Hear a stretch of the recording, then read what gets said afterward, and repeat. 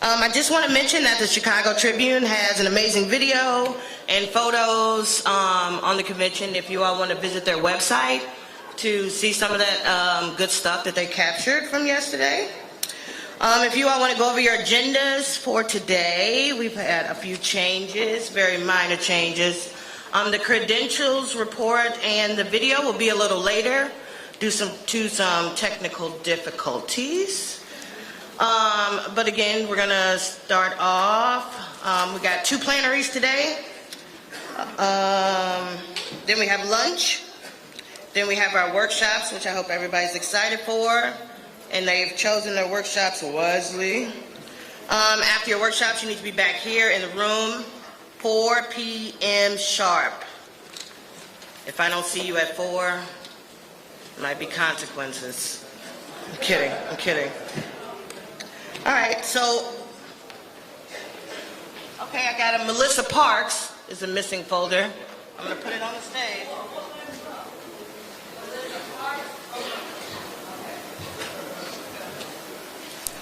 So, don't forget to submit your names to speak during the plenaries.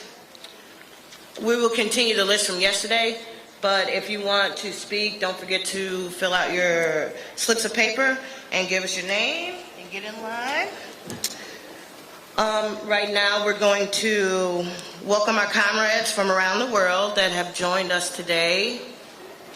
And you know we normally read all of their greetings. This year, if you want to read the rest of the greetings from around the world, please visit cpusa.org. Okay. But before we hear from our comrades from Iraq and Vietnam, I have a special greeting from Sister Angela this morning.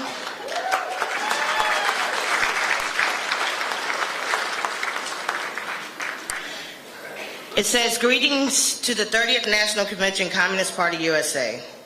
I wish you much success as you collectively engage with the range of issues related to the current economic and environmental crisis and to the struggle for democracy extricated from the exploitative and racist context of capitalism. As the system of capitalism has produced an ever-increasing and thus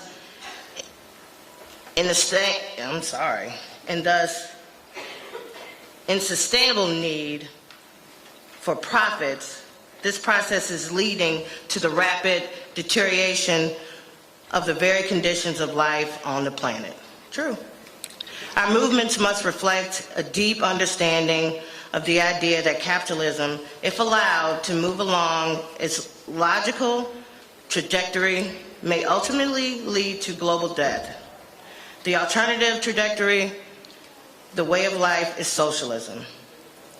Thank you for keeping the ideas of socialism alive. It is our only hope for the future. Angela Davis.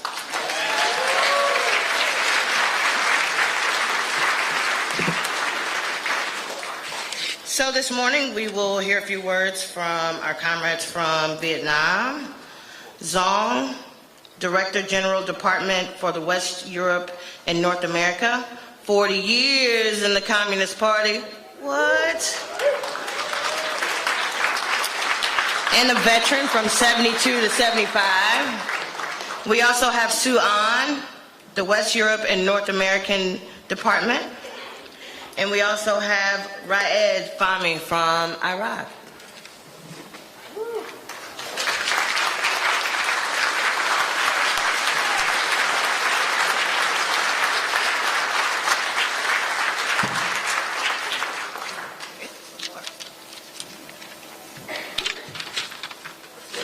Dear comrades, allow me first of all to bring to the American communists and international guests attending the 30th National Convention of the Communist Party of the United States of America the warmest greetings from the Central Committee of the Communist Party of Vietnam and all Vietnamese communists.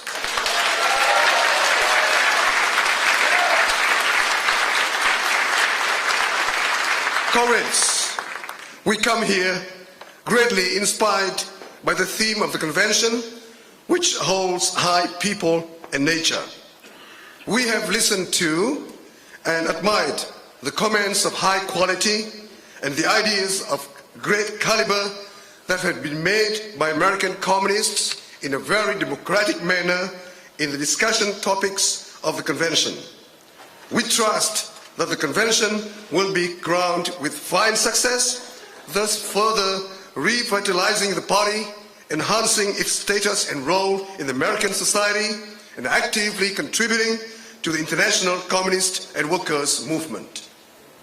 Dear comrades, your convention's theme, putting people and nature before profits, is both topical and strategic in essence, while reflecting a burning issue of this country, the United States, and covering an issue that draws the central focus of humanity.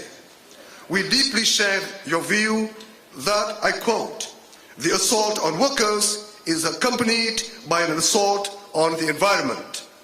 Big oil companies and others continue to destroy our planet, depleting essential resources while increasing global warming and putting the future of humanity in peril in their insatiable drive for profits," unquote. The stark truth is that multinational corporations are disclosing more clearly than ever before their imperialistic nature in the hunt for natural resources in all continents of the globe. And when becoming insatiable, the hunt goes beyond corporations' drive to become part of the manipulation by those governments that are behind it. And the hunt does not only confine itself to natural resources, but expands to include invasion and occupation of territories and violation of sovereignty of other countries in defiance of common sense and international law.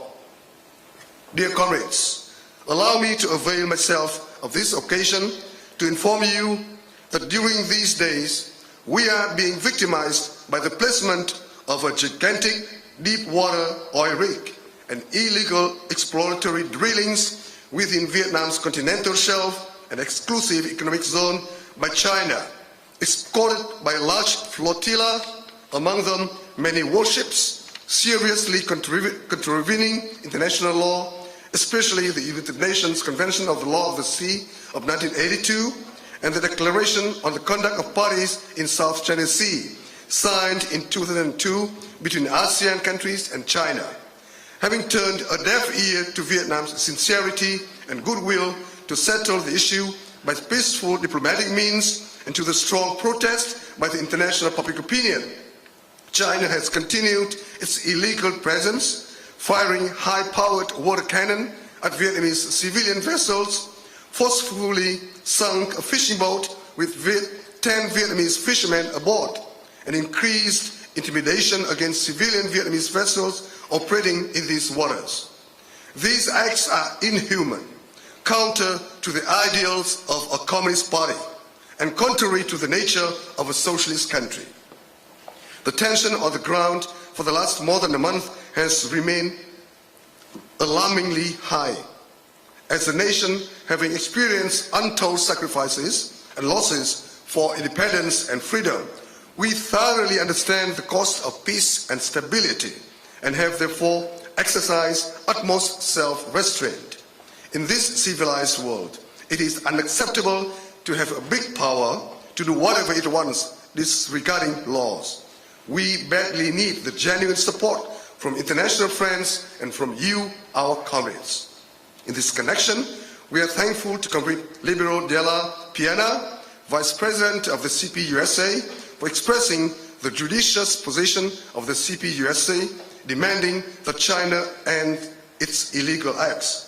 We are also appreciative of Comrade Jarvis Tyner's call yesterday at the opening session of this convention for peaceful settlement of the issue.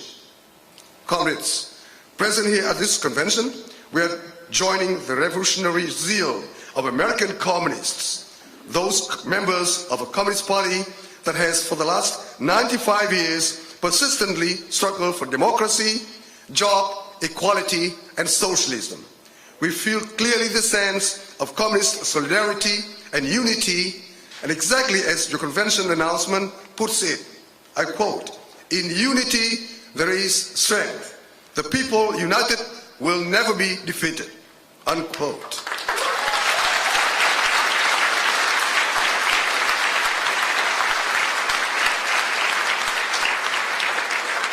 We are convinced that the unity of the heart and the mind, the unity in spirit and action, is the solid guarantee for the CPUSA to move forward. All Vietnamese communists and people are always on your side. Again,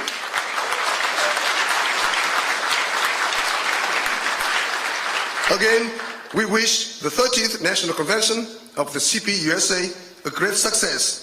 Long live the Communist Party of the United States of America. Long live international solidarity. Thank you, comrades.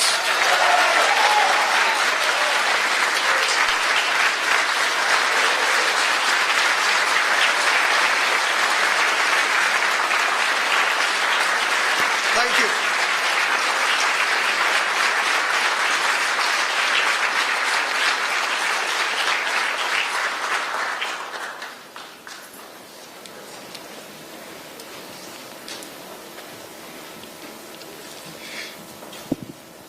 Dear comrades and friends, this is really a very big pleasure for me personally to be present with you, and particularly since I came closely to saw what happened yesterday and the day before with our comrades.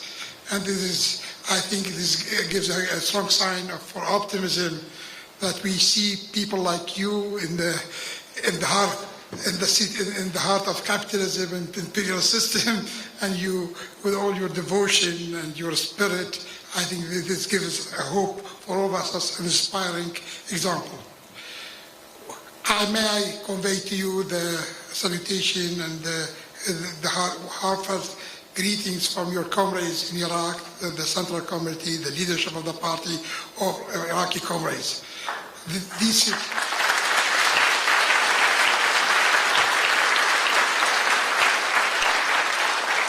They send these greetings to your convention, and I must say that we have very strong appreciation to the role that have played U.S. communists in solidarity with our struggle, and particularly over the past few years, where particular development linked our two countries, let's say, after the invasion of the U.S. in 2003. And your solidarity has proven to be very, very strong support for us, and I wouldn't dwell on the difficulties of our struggle. Today, I'm sure that your convention and what you've heard of the important report that had been given and yesterday will come up with the analysis and will come up with solutions and answers to many of the problems that face American society, but also the problem that interests us in the world. Whatever success you realize here, even a small success, will have important repercussions worldwide. Because here, it is needless to say, the position that United States occupies in the world system, the globalized world system. So your struggle is difficult. We have a difficult struggle, but your struggle is just as difficult as ours in different manner, let's say, in different manner. Iraq, you see, since 2003, and before 2003, was facing struggle against a dictatorship.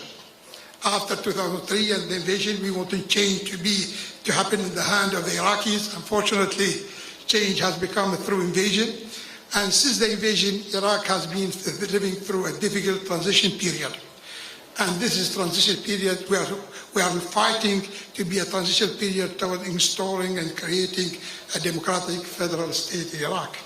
This objective is still, we have some steps have been realized, but has not been consolidated yet. And the struggle is very strong about the orientation, the nature of the Iraqi state. And this struggle happens in the context, in regional and international context. That means it's not strictly Iraqi struggle, unfortunately. There are intervention from different countries, surrounding countries, international level. Iraq represents a major oil exporter. It is a strategic position, and unfortunately, we are paying for all these difficulties in our struggle. Today, our party faces a number of challenges. I don't want to take much of your time, but I will summarize these challenges as Comrade Sam said, that the challenges that facing the party here in the United States, but our challenges are different, but still there are major challenges.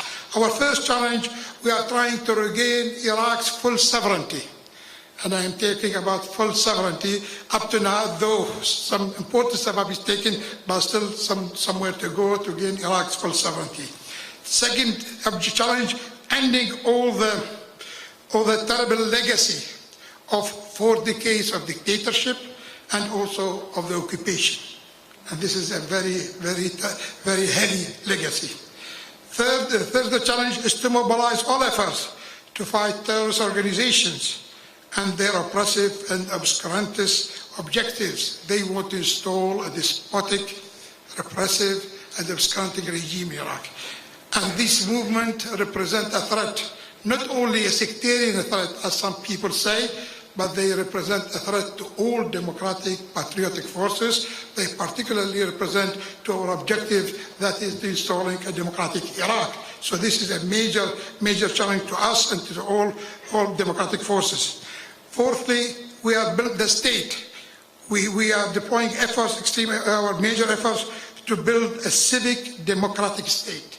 And this is all these words has really a civil sense in Iraq when we are saying about civic, because there are still the challenge of having a Islamic state or whatever state. So we are fighting for a civic state and a democratic, of course, to consolidate its democratic nature. And we want this state to be built within a democratic federal Iraq. So these 2 aspects are a strategic objective for our party.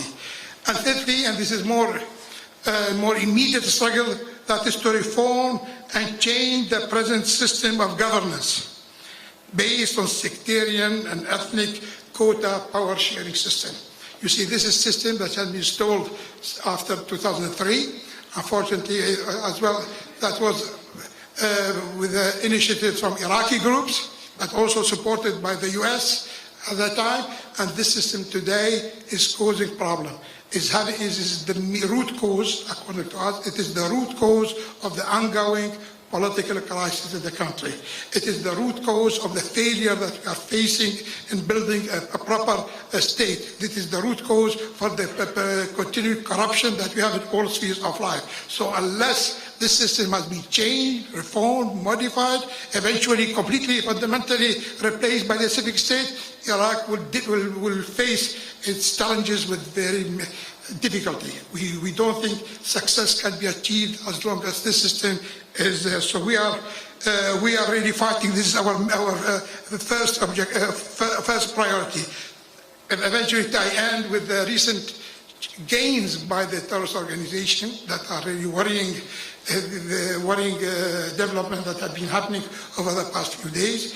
These advances by the terrorist organization have been caused by a number of factors external, internal. I would say externally, the development in Syria, the crisis in Syria, the opening up of borders between Iraq and Syria that allowed for the terrorist organization to have a very free movement. These organizations get support for the former Ba'athist regime members, particularly for the former members of the security service and the army officers.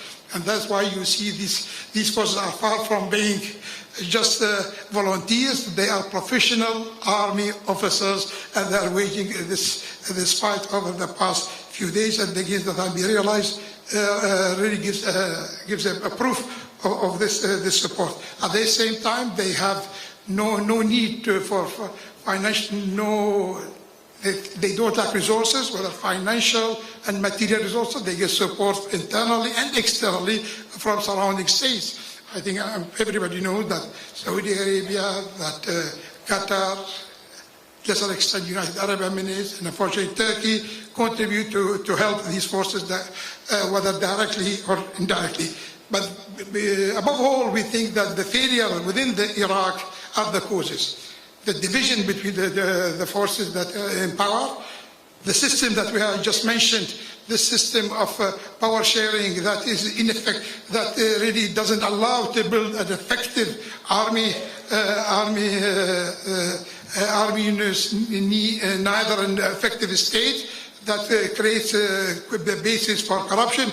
All this contributed to create a very divided internal front, and provided loopholes that have been used by these forces. So that's why now today, I end by this, that today facing this threat, we are calling for a very wide anti-terrorist front, but at the same time, within this with this wide front, we are calling that the forces, the influence forces, should go for dialogue, should open up, should take initiative to break the sectarian divide, which is really dividing the country, and we believe that democratic forces should play a major role in this, and that's why we are actively working to expand the coalition that we have formed with other democratic forces, and this has been gaining ground, is being inspiring people, and I think this will have a promising future, but they will need support, international solidarity,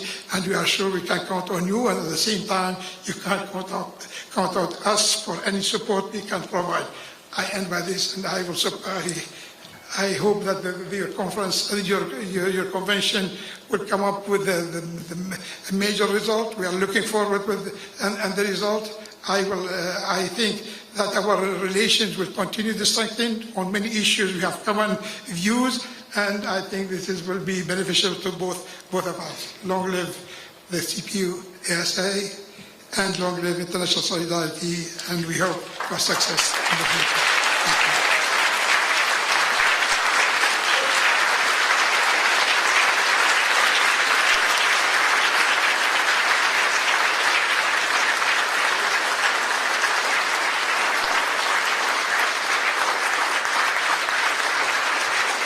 Comrades, before I leave the podium, I'd like to, on behalf of the Communist Party of Vietnam, present a small gift, a token of our solidarity with the CP USA.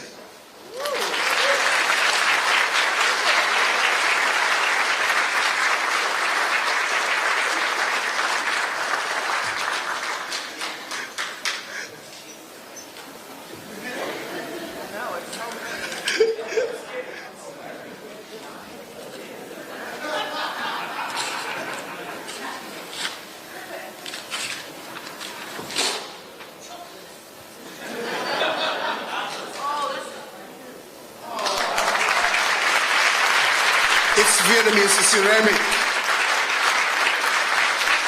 Thank you, comrades. Thank you. Thank you.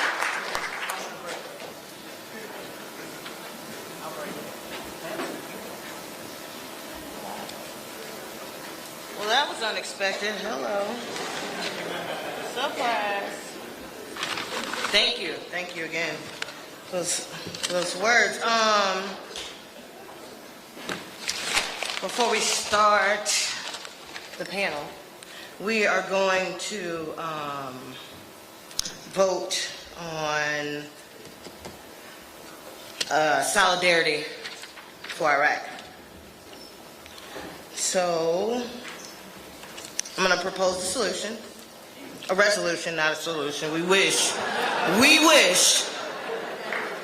You don't want to know what my solution, though. Okay.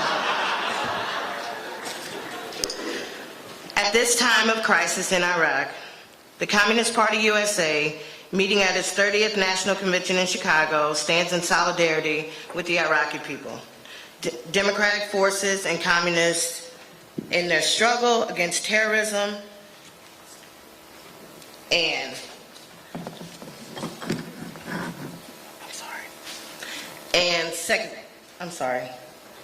sectarianism, thank you, that's a word, and for national unity, peace, democracy, and social progress.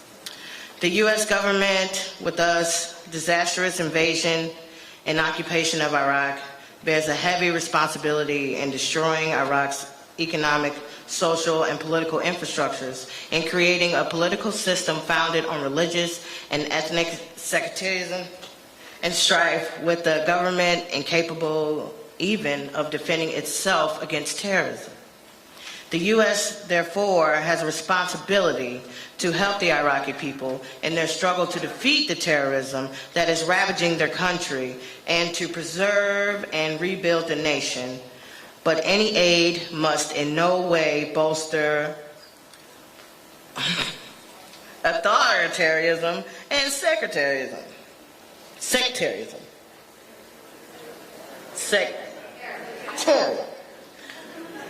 One more time. Thank you.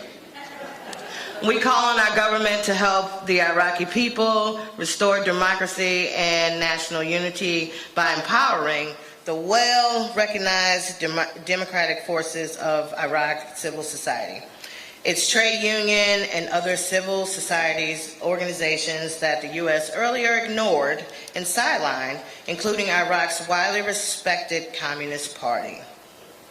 And we extend a special hand of solidarity to the heroic Iraqi communists in their difficult struggle for peace, democracy, united Iraq with social and justice for all of its citizens. June 14, 2014, Chicago, Illinois.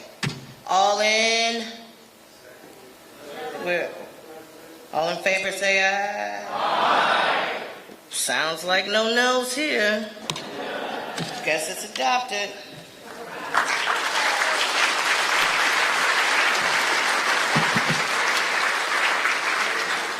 Now I'm going to turn it over to lovely Sue.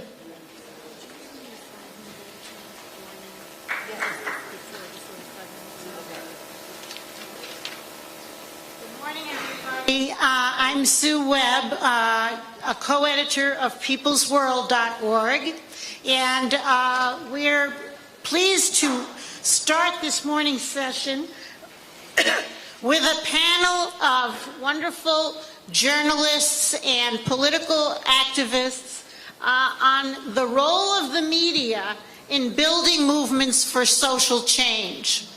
And I want to introduce our panelists very briefly. Then I'm going to pose a few questions to them to respond to. And then we're going to open it up for questions from the floor, short questions that they will then respond to and have a little give and take.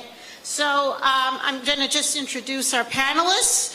To my right is Howard Kling, whom you heard last night, is Director of WorkdayMinnesota.org and Secretary of the International Labor Communications Association and a Board Chair of Workers Independent News.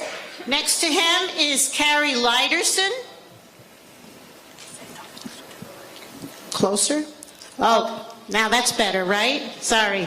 Okay, is a Chicago reporter, author, and journalism instructor specializing in energy, environment, and labor stories. And she's recently published a book called Mayor 1% about Rahm Emanuel, the mayor of Chicago, and the rise of Chicago's 99%.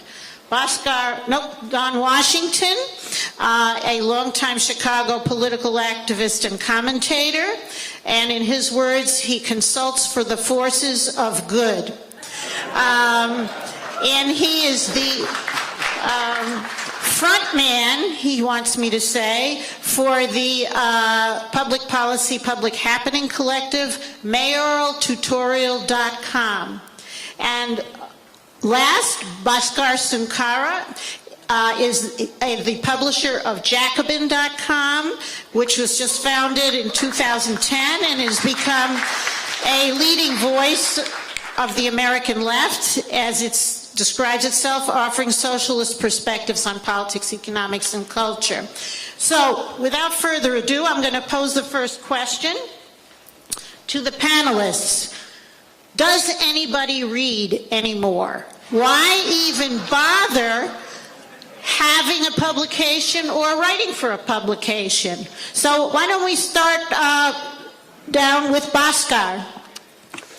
Well, I hope people read, or at least they like subscribing to Jackman for the pretty pictures, which is also fine. But I think there's somewhat of a manufactured crisis of apathy that doesn't actually exist, and that we as radicals need to combat.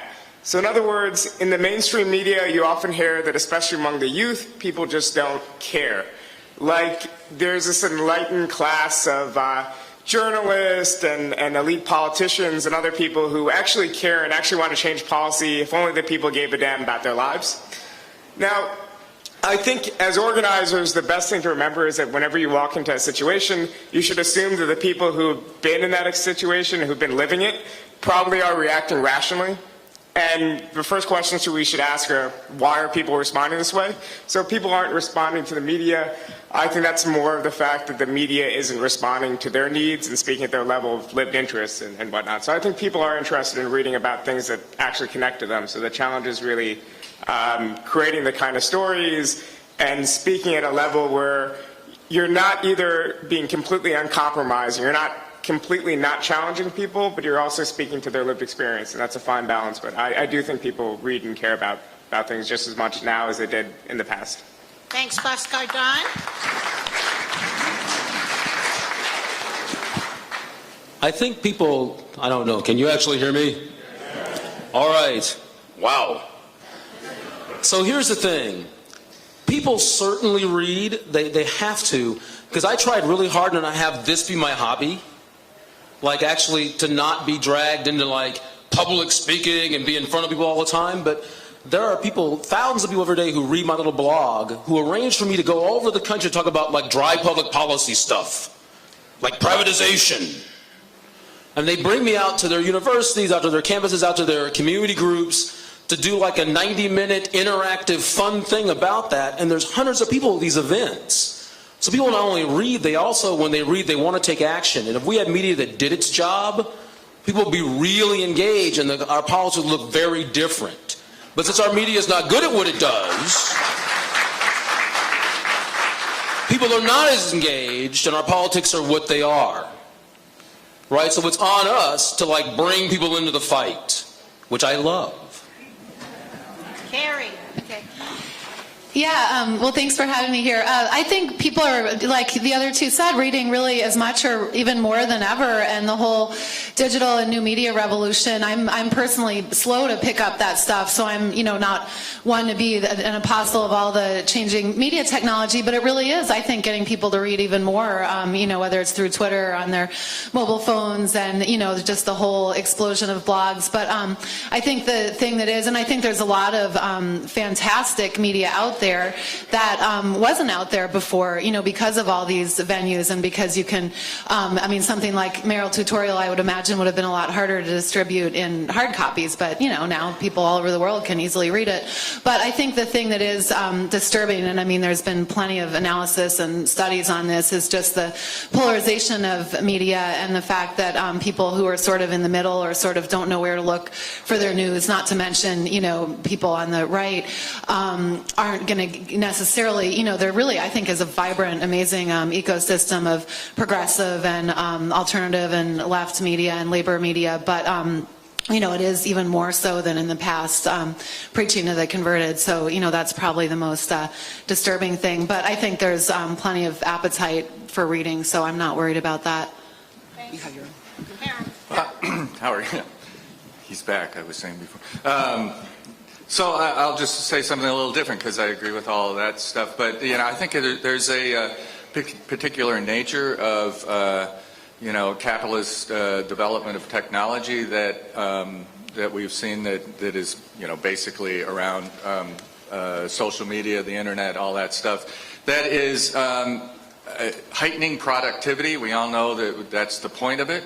It's forcing problems in areas like education, probably reading, where it takes just as long to read something now as it did 40 years ago, right? Except the expectations on us, the information being thrown at us, all that stuff has, I think, forced that into crisis, and I think we have to confront that a little bit. So I'm saying something a little different. I think there is a little bit of a crisis around reading. I also, the other thing I think about, and this has nothing to do with not embracing social media, but I think there's a tension between the proliferation of voices and the so-called democracy, and actually finding the ideological positions to fight for socialism and for workers' power and so on and so forth. So in other words, capitalism, there's a way in which capitalism likes anarchy, right?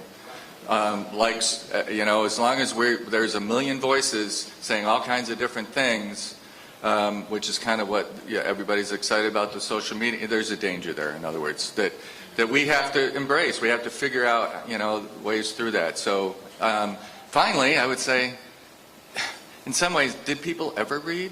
I mean, no, seriously, come on. I mean, I have 1 million books on my shelf that I read 30 pages of. All due respect to whatever. So all this stuff, I don't know that anything's, on the other hand, much different. So. Okay, so we're segueing, or we've already started a conversation here about, is there a connection between media and activism, or between media and organizing? We've already started to talk about that. Is there a connection? If there is, what is it? If there isn't, why not? Who wants to go first? Should I just call on somebody? Okay, because you're so... Okay, we'll start with Don, and then Carrie, and then Bhaskar and Howard.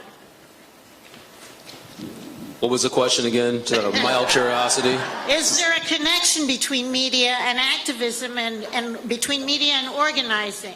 Well, absolutely. It's always disconcerting to talk in front of these microphones.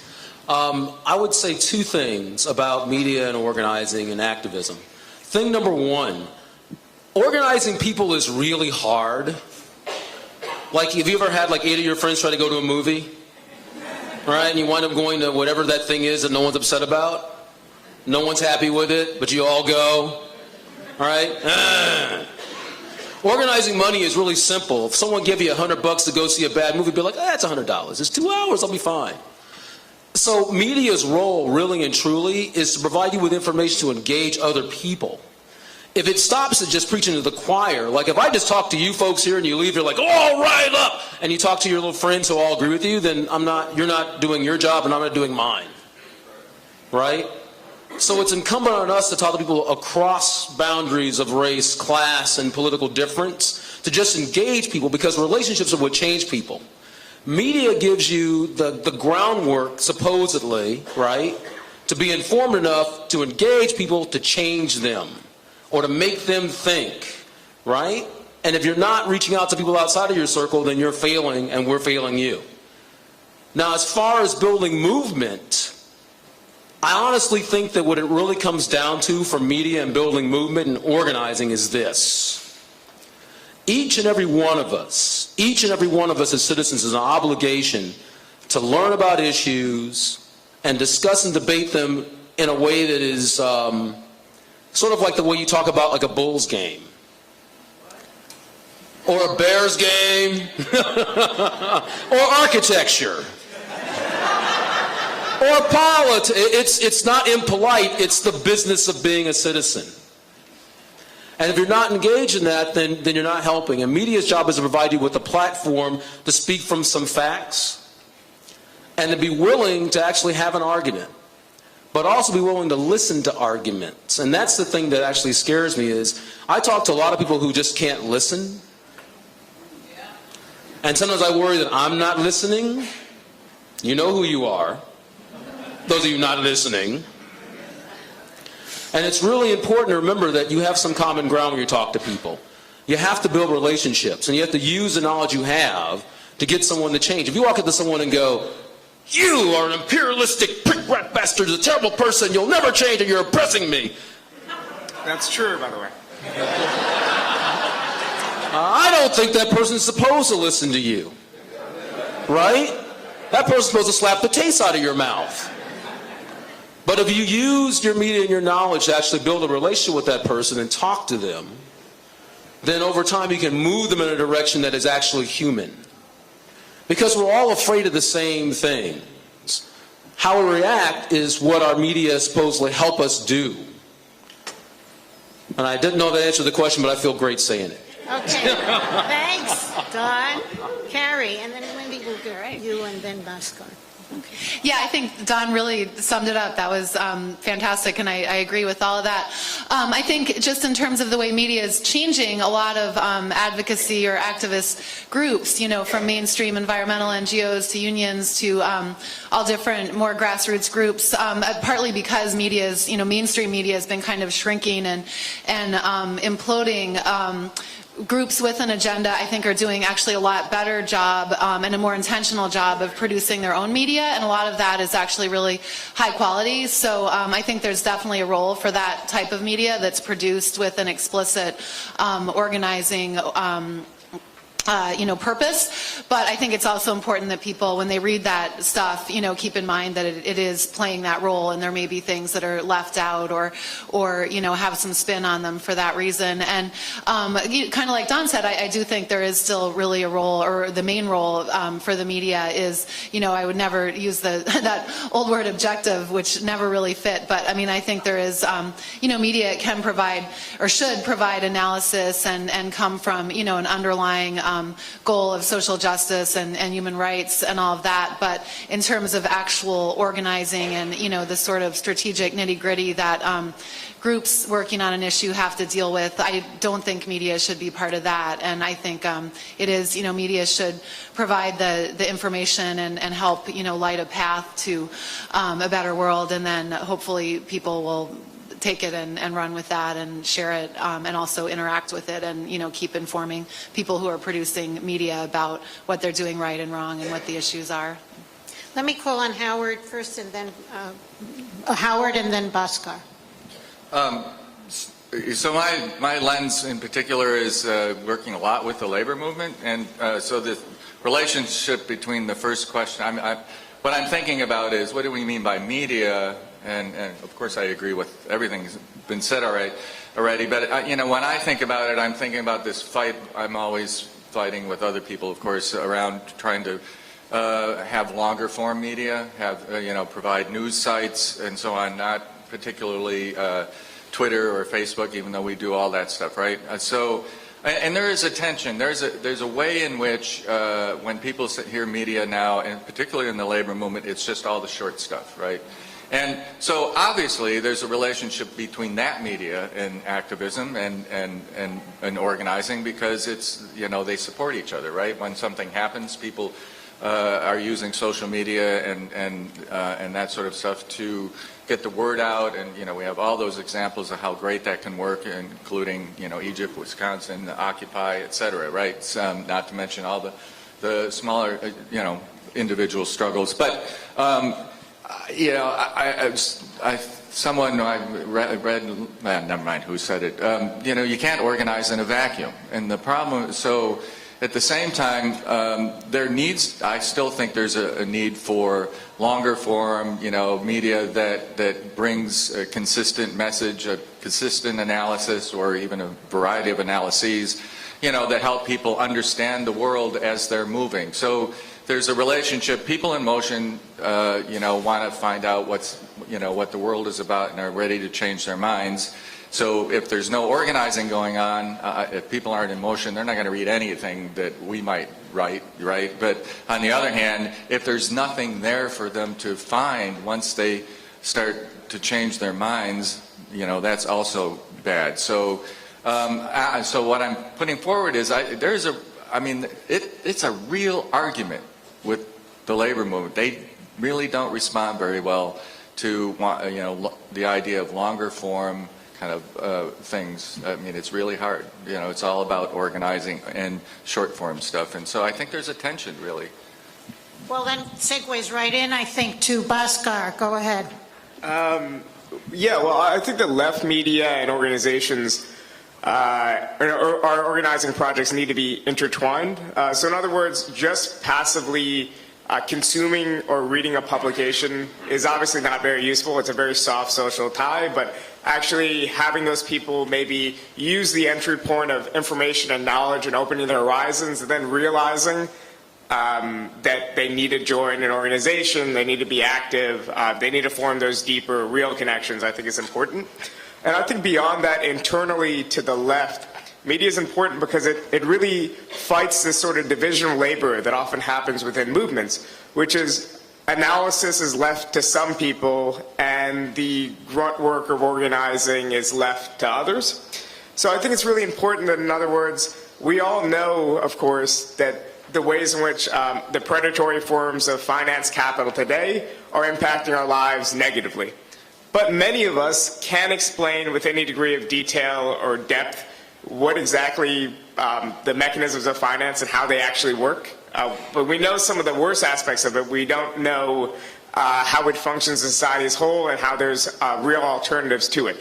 And for people in the middle, there's this old slogan from the communist movement from the 50s and 60s. It's been lost. But it goes something like, and I'm completely bastardizing, I'm sure, but it goes something like, unite the advance, win over the intermediate, isolate the backwards. And we're not going to win over the intermediate unless we actually have a real depth and command of the way processes work and the way society works, the way the economy works. So I think the left media especially is important, not to only tell people, here, this thing is wrong, condemn this, move from outrage to outrage to outrage, but actually explain to people, this is how the bond market works. So your instinct is right. Your instinct is to immediately say, I just don't like it. But let's learn a little bit deeper about how these things actually function. Then we'll come back full circle to now we really don't like it. Thanks very much, and that leads to our last question for the panelists, and then we'll turn it over to you for questions. There are about some 300 labor publications in the United States, but when people talk about alternative media, typically these labor publications are not included. Why? And is that a problem? And if it is, what can be done about it? And so I'll start with Howard, since he works directly in that realm. Yeah, actually, I was when I knew you were going to ask that question. So I was reminded. Years ago there were these media and democracy congresses. I think there were 2 of them. One was in San Francisco, the other in New York City, and there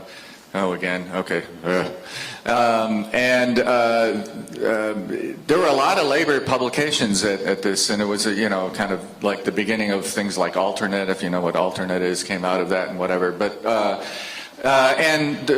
we caucused and we talked about this issue that labor is probably still is the greatest collection of alternative media in the country, right? It may not be anymore. I suppose there's a lot now, but back then that was really true. The problem is, one thing is, in order for labor to be considered alternative, I think labor needs to think of itself that way. And honestly, I don't think most labor publications do think of themselves that way.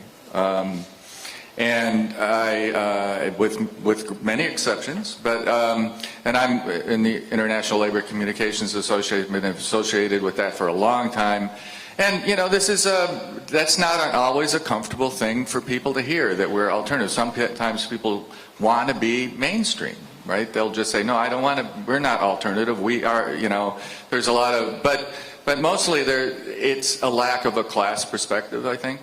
That if you think of yourself as being alternative means embracing a certain way of thinking, I think, and there are a lot of people running publications, a lot of unions they work for that do not think of themselves that way. So on the other hand, the potential is amazingly and great, and it should be, right?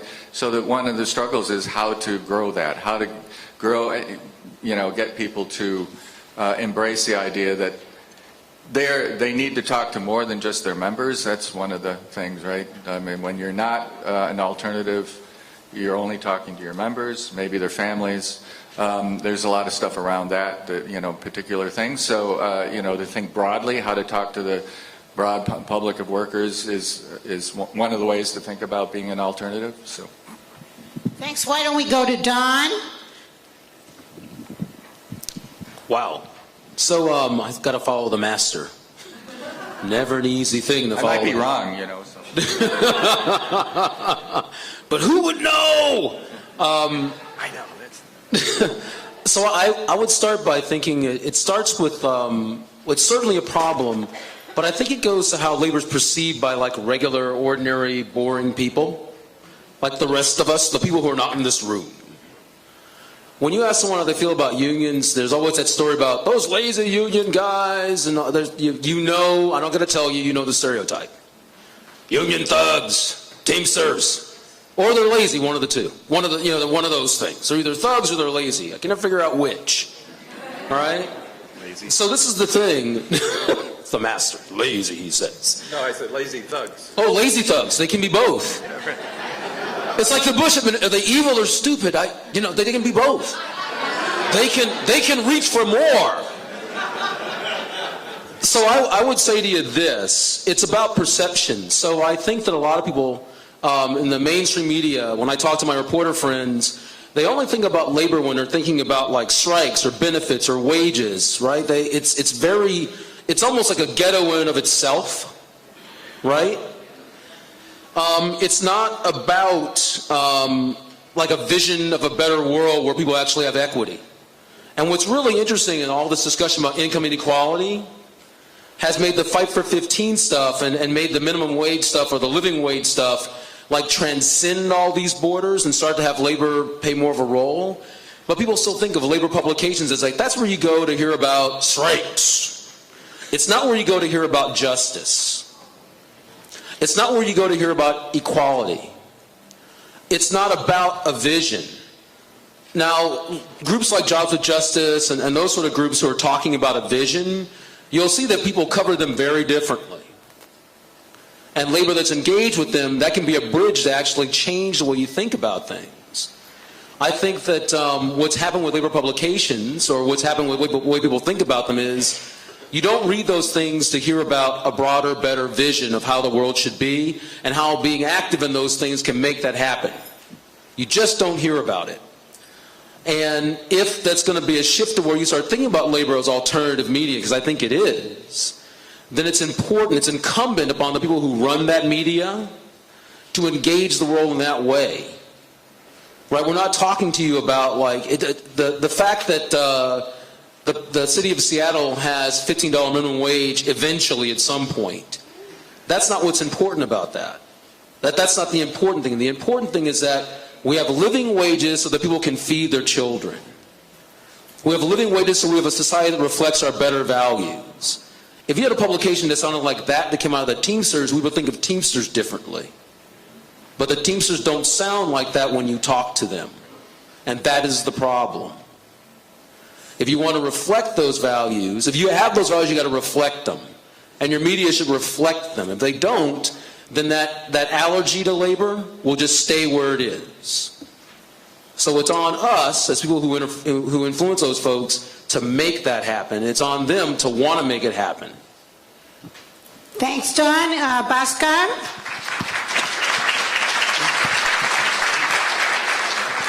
I have a friend in the labor movement, and he said that he's moved up in the ranks. He's been in the movement since when he was like a shop steward, and now he has a nice, very comfortable union job, working for a major union. And he says that one of the dynamics that he feels is he often feels like he prays to the altar of socialism at night. But his day-to-day life is just consumed with just, very important work. The work that needs to be done, but like accounting and basic management, keeping people together and making the organization function. But he feels like his day-to-day life, even though now that he works full-time in the labor movement, is less and less about actual labor. And at night he, repents and, writes a few angry blog comments somewhere and, But I think that is broadly applied to a lot of the media landscape. I think it applies to a lot of journalists too. And I think it really shows the importance of openly using and reclaiming the language of socialism. In a sense, at least in my experience, I write for In These Times, In the Nation, and other publications of people who have really good politics, but when the people on the left write in a lot of these publications is often sidelined as left issues, as if, even the term that's often being used, like classism, like class struggle is a comedy of manners, and the only thing we actually care about is whether or not the working class is portrayed well, as opposed to maybe 20, 30 years ago when we would actually talk about class exploitation. I think there's a big difference between class exploitation and class struggle and classism. And I think that's one of the problems in general with having movements with people who have stopped publicly talking about the S word or calling themselves socialists and communists. And instead, if we allow ourselves to be boiled down, like much of the alternative media landscape does, into a vast and amorphous progressivism, I think that we really lose something distinctive about what makes our analysis different than other people's analysis. And I think it really shows the importance of... Thanks, Bhaskar. Carrie. Yeah, I think kind of along those same lines, just even the question of like aiming to be alternative is the wrong way to look at it. Maybe if you're looking at alternative just to the big media companies, that makes more sense. But if you're talking about an audience, I don't think anyone should aim for an alternative audience. I think for all these publications, labor and, progressive, the idea is to try to make stories relevant and accessible to everyone, or, at least to all 99%.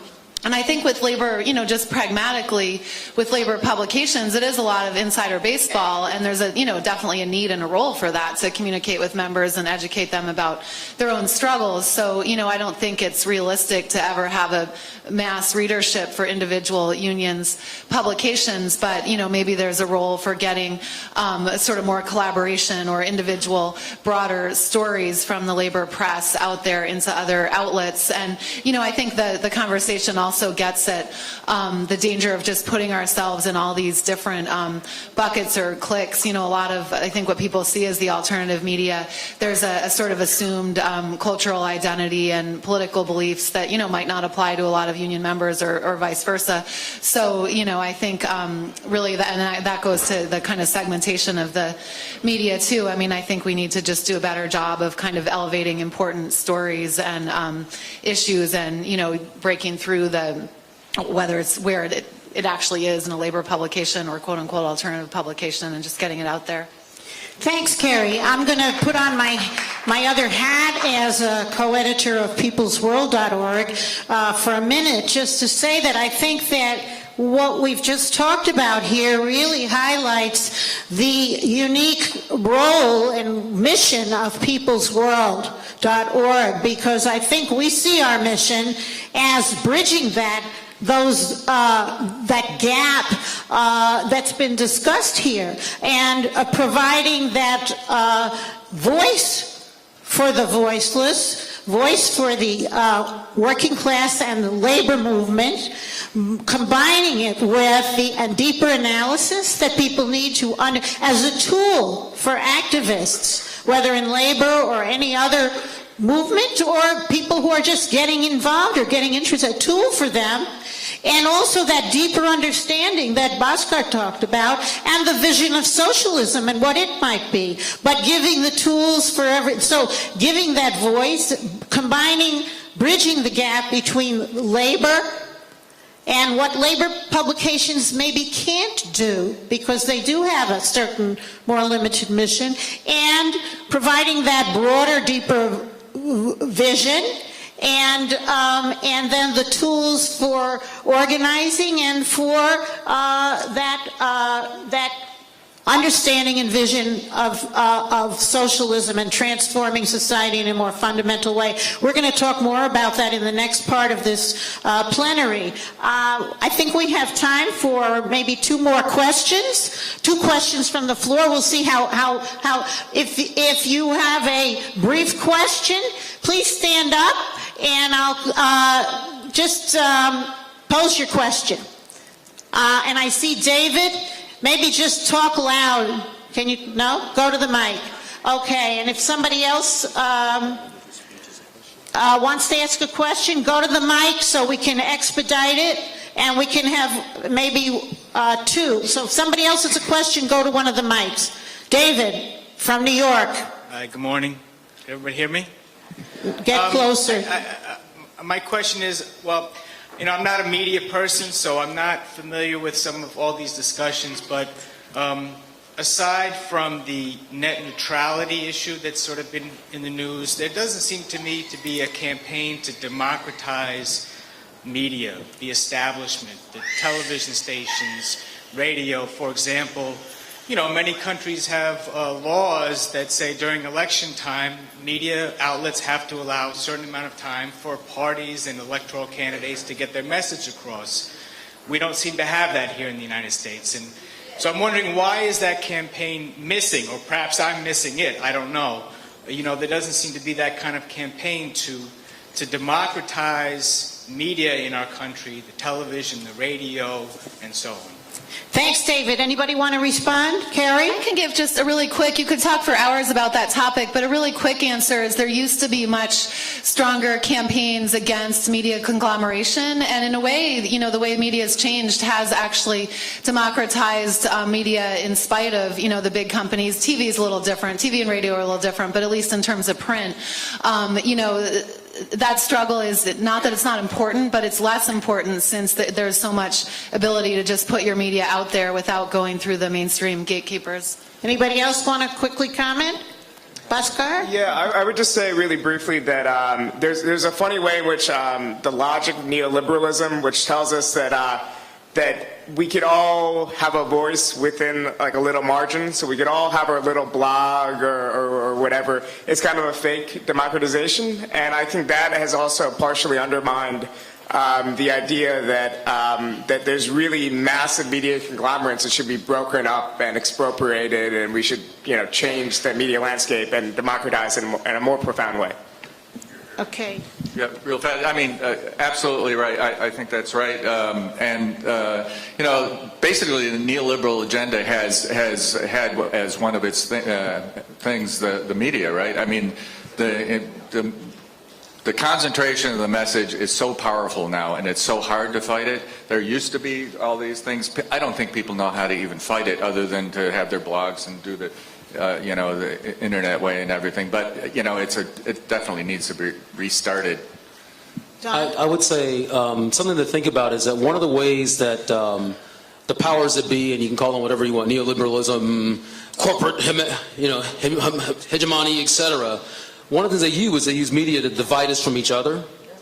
Right, so there's a ghettoizing of like, I've got my blog, and there's also like, you know, we control 90% of the media, and it's really going to be on us as individuals, like I said in the very beginning, to use the media you have to build relationships, to pull through that wall and to snatch people out of that haze of confusion and into an issue they care about. And this is an issue that people should really care about, but if you really, where'd it go? If you really care about that, you're the person that's got to be engaged with people who are doing that work, to reach other people, to organize people to fix it. Thanks, Don. We're probably just going to be able to take one more question because of time, but I'll call on the next person. I'm sorry I don't know your name. I'm Cindy Farquhar, and I'm from Baltimore, Maryland. Hi, sir. Go ahead. Should we be yelling at the unions in the people's world? A small example in Maryland, Cove Point is a mini Keystone. Speak into the microphone. Cove Point in Maryland is a mini Keystone XL problem. The pipe fitters and other unions are pushing for it. There's very little chance that I can see that Ernie Greco of the Central Labor Council will allow debate on this, blue-green debate, if you will.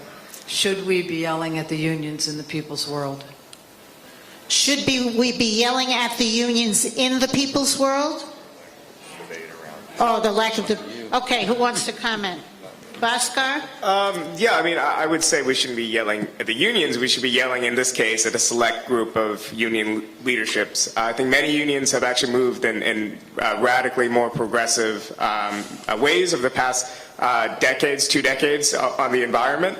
So I think a completely hostile and negative posture would actually undermine those forces within the labor movement that have moved in that direction. But I think it's always important to advocate for consistent democracy everywhere in society. So not having a hearing over an issue like that, even if it's within the labor movement, is obviously unacceptable, just like it would be anywhere else in society. But obviously, when unions are under constant attack otherwise, I think it's important to maintain a level of tone and realize that unions should be pushed along and shepherded, not isolated and attacked from both left and right. Anybody else want? Go ahead. So I would say this to you as a practical organizing point. It's about individuals make decisions. So you have a campaign that focuses on that guy to make that guy actually live up to the values he's supposed to live up to, and to get his base to help him get clarity on those values. So you have to be about the business of developing a campaign that drives at the individuals that make these decisions and gets to them and makes them have to live up to the values of their organization. So, real quick, along with yelling at them, just getting the facts out there, especially with these pipelines and with most of these energy-related jobs, the job claims are grossly inflated, and the quality of the jobs, and whether they'll even be union jobs. So if you can just get the actual facts out there, that'll help undercut the union support for the project. Okay, I would say just real quick, as being an editor at People's World, that I think our role is to build a movement that unites workers and those concerned about environmental issues, because workers are concerned about environmental issues too. And the issue of jobs is a very important one. Rich Trumka, the president of the AFL-CIO, issued a very good statement this past week, where he addressed the issue of jobs and fossil fuels, and the need to, if we want to curb fossil fuels, which he supported, that we all inform our readers and to help working class people to understand and to mobilize and to organize to bring these two strands together. We're going to move on to the next part of our agenda. Just to wrap this up, I just want to give a chance for each of our panelists to do a little shameless self-promotion. If you want to mention your website or anything like that, Carrie is the author of a book that I mentioned. If she wants to just mention that, and I think she brought a few copies, and she can tell you where they are. Maybe she'll sign one for you, and so on. So just real quick, Bhaskar. I love shameless self-promotion. I'm the editor of Jacobin Magazine. It's a print quarterly, but we release online content every day. Everything we put up is available for free online, so if you want to check it out, it's jacobinmag.com. Also, we just released a booklet, Class Action, with the Chicago Teachers Union's Core Caucus. And I think the Chicago Teachers Union, if you're around Chicago, has been selling that. All proceeds are going to the Core Caucus. And it's also available for free online at jacobinmag.com. Don. I get yelled at if I don't do this, so I've got to do this for the collective. You can go to themayoraltutorial.com, and 3 times a week we have something new, and there's lots of good public policy stuff on it.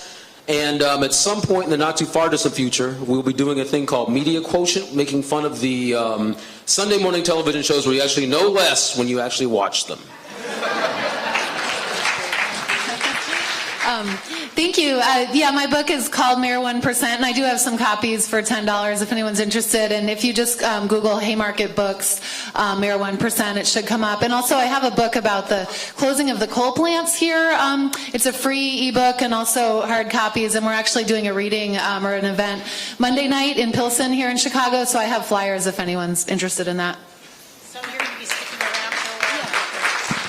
Okay, and I guess go to workdayminnesota.org if you want to see a great example of an online labor newspaper, except there's no paper. We just redesigned it, so there's a ton of video every week around labor struggles, and we're trying to do sort of what I was talking about, trying to talk to a broader working class around the issues generally around labor, and reporting on stuff that's happening in Minnesota. So it's Minnesota-centric, but you can do it in your state. So think about that. Secondly, Workers' Independent News, go to laborradio.org. become a sustaining member. It's an audio radio project, soon to be something else. So. Thanks. And finally, peoplesworld.org. If you are not a subscriber to receive our e-headlines twice a week, when you go to peoplesworld.org, you can sign up to receive free twice a week headlines, and that's a terrific organizing tool for you. But if you go there every day, you will see a whole variety of articles of various kinds that you can use as tools to educate and organize. Thanks very much to all of our panelists, and I'm going to turn the floor over to...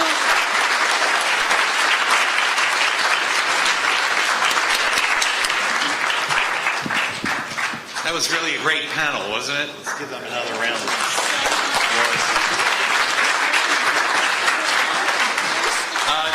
I get to introduce myself. I'm John Wojcik, labor editor of the peoplesworld.org. And I'm also going to give you a second new title that I just got this year, which was when I was elected vice president of the International Labor Communications Association.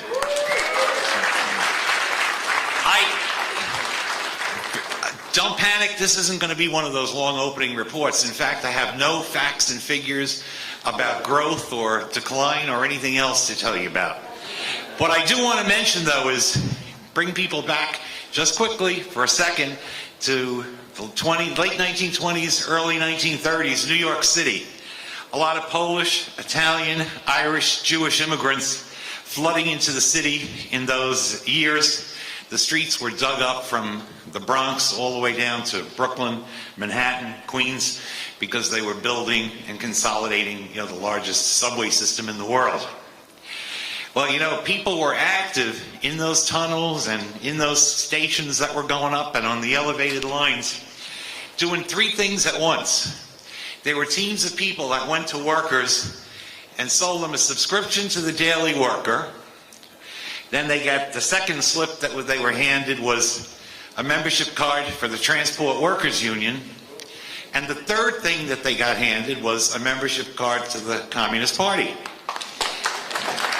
people often filled out all three at once. You became a Daily Worker subscriber, you became a member of the Transport Workers Union, and you became a member of the Communist Party all at the same time. Why waste time delaying things? I bring that up because I firmly believe the day is going to come when we're going to see that again. And I don't want us to forget that, we're in the business of putting out peoplesworld.org because we want to see a growing, bigger, and better Communist Party. And it is, peoplesworld.org is our biggest, strongest selling point. Just want to bring up very, very briefly a couple of things. In New York City, Domino's workers, people who deliver pizzas, went out on strike because they were getting cheated left, right, and center on their wages. And our comrades and People's World supporters in New York were out on those picket lines with them every single day. They were taking pictures with their cell phones, taking videos, and sending them into the People's World office. They were interviewing the people on the picket lines. The stories were being prepared and gotten out the same day.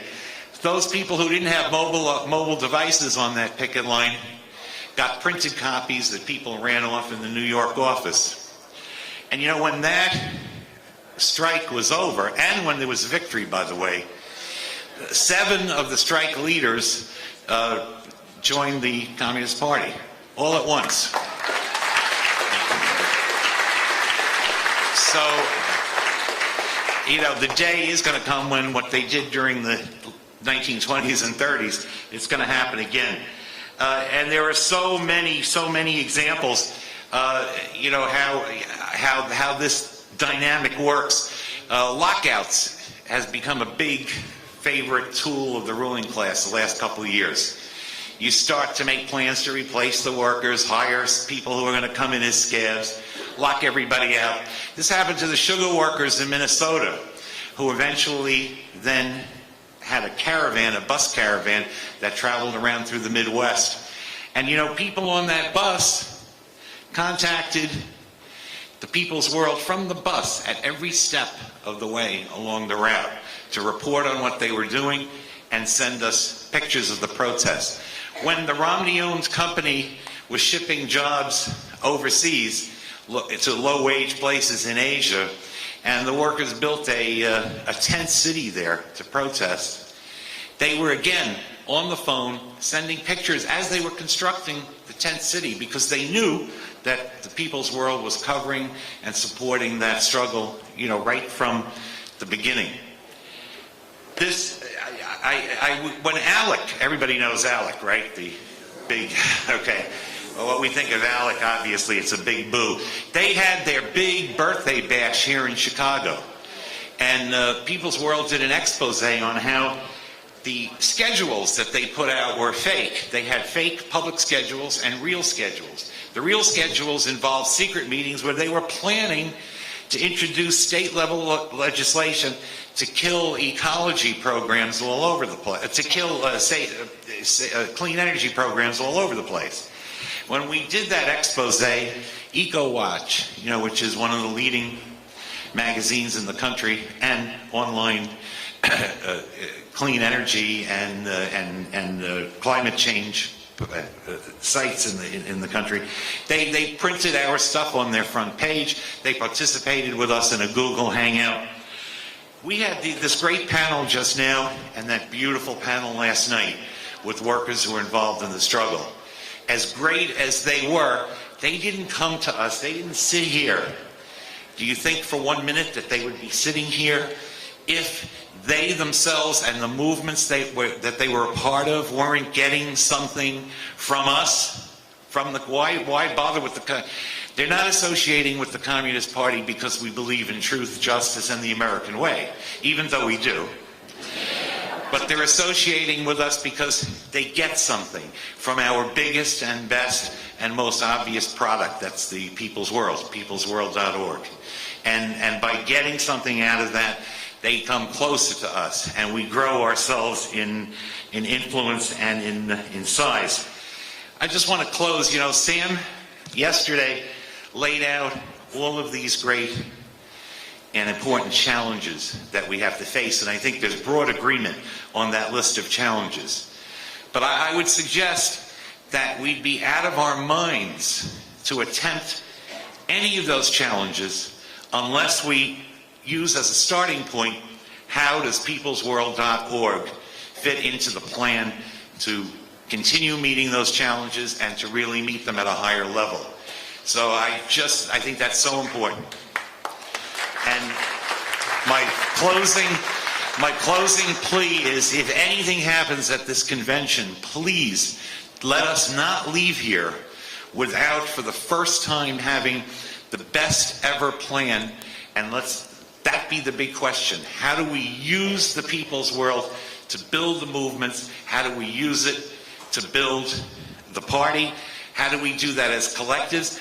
And how do we do that even if we're an individual living in the middle of nowhere, on the top of some mountain someplace? That, I think, has to be our main, discussion. And I know you guys are filled with 1,000,001 good ideas on that. Thank you.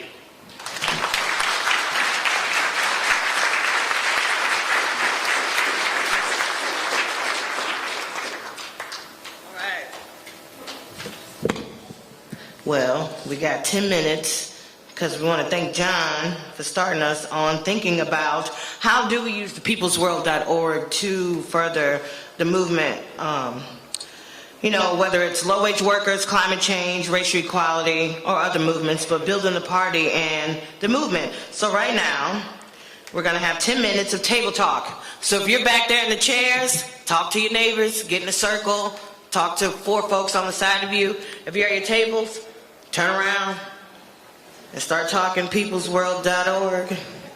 And your 10 minutes starts now.